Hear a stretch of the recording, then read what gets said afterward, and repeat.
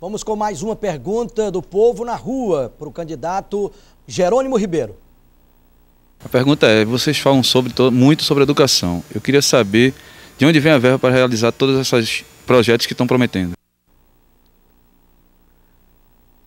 Eu não entendi a pergunta do... De onde vem a verba para realizar todos esses projetos que vocês anunciam para a educação? Veja bem, o Estado tem sua verba específica, né, através de recolhimento de impostos. Mas tem a verba federal do Fundeb, não é? Que não existe uma fiscalização severa em relação à aplicação. O governador de estado, por exemplo, ele não diz, é uma verdadeira caixa preta, como é que ele vem aplicando essa verba federal. A gente quer deixar claro que é o segundo estado que recebe a maior repasse de verba federal do Fundeb. Entretanto, ele não diz como ele distribui essas verbas.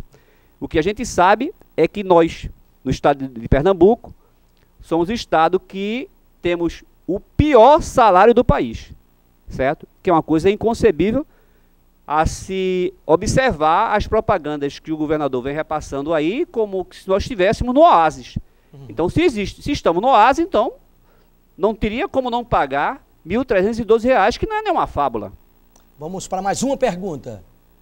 A pergunta é saber o que eles vão fazer para enfrentar o problema das drogas, principalmente o crack. O que é que vocês vão fazer aí para estar ajudando o jovem brasileiro em busca da recuperação e solucionar esse problema do crack?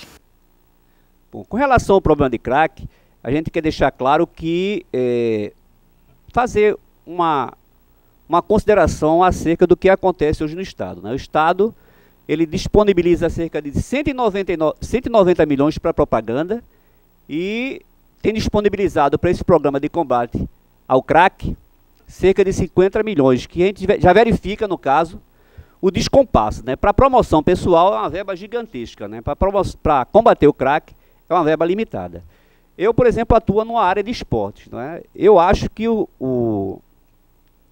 não existe uma fórmula mágica, como eu digo, mas uma das maneiras que a gente pode utilizar para combater ou para diminuir, pelo menos isso, no caso, seria abrir-se, né, vários centros esportivos para que os jovens pudessem, né, como antigamente, se ocupar através de prática dos esportes.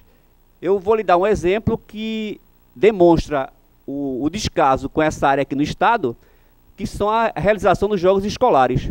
Os jogos escolares, eles foram colocados, né, no governo passado como uma coisa que voltaria a ter uma grande dimensão. Não aconteceu. E no Estado, pior ainda, praticamente não existe jogos escolares, né? E as áreas de lazer, os campos de várzeas, eles estão sendo dizimados pela especulação imobiliária.